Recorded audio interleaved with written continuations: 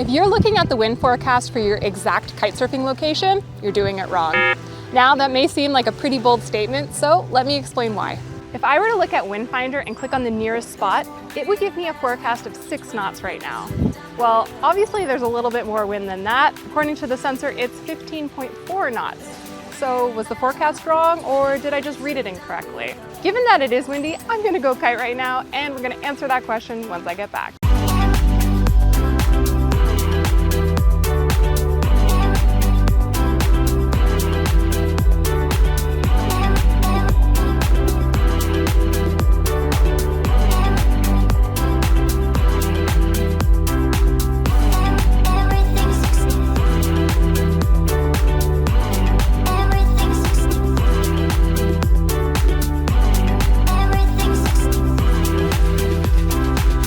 And just so we're clear, it's not just Wind Finder. Similarly on iKitesurf, if I click the exact kiteboarding spot, it shows only 9 knots for NAM 3 kilometers and a peak of only 12 knots using Weatherflow's WRF model.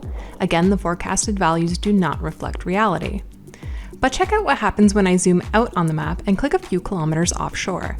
Suddenly, the forecast is more in line with what's actually happening on the beach. Why is this important? Well, if you're using Wind Finder or any other app and selecting the forecast for the exact spot, you're potentially missing out on a lot of sessions without even realizing it, until it's too late, of course. If I were to just rely on Wind Finder, I would have missed out on this fantastic session that I had today. So the key is not to only click on the forecast for your exact location, but instead look a few to several kilometers offshore, as the forecast there tends to be more accurate based on our experience. Of course, there may or may not be a difference pending the weather model you use, your exact geographic location, etc., etc. But from our experience, checking the wind forecast offshore as far as 12 kilometers out has helped increase the amount of kitesurfing sessions we've had. Now I'm going to get a little bit technical to explain why checking your exact kite spot is kind of meaningless anyway. I highly suggest you watch this video here, which explains what the wind numbers and the wind forecast numbers are if you really want to get to the bottom of this. I guarantee understanding these basics will make you much better at hunting wind. The weather model grid. Weather models require a lot of computational power, and for this reason, models split the globe or regions into grids. The grid size can vary from 1 kilometer to 100 kilometers depending on the model. In the case of Weatherflow's WRF model, the grid size is 2 kilometers, meaning that if you zoom inside the 2 kilometer grid box, the model will not differentiate the terrain and the forecast will remain the same. The data point that you get is the forecasted wind speed and the direction for that grid box. The thing is, models are terrible at predicting exact weather for a grid box, as they rarely reflect reality. But if you zoom out and look at 4 or even 8 grid boxes as a whole, they tend to be much more accurate. With that in mind, the best thing to do is to look at the map of wind speeds, as it will show the behavior of the wind over a large area.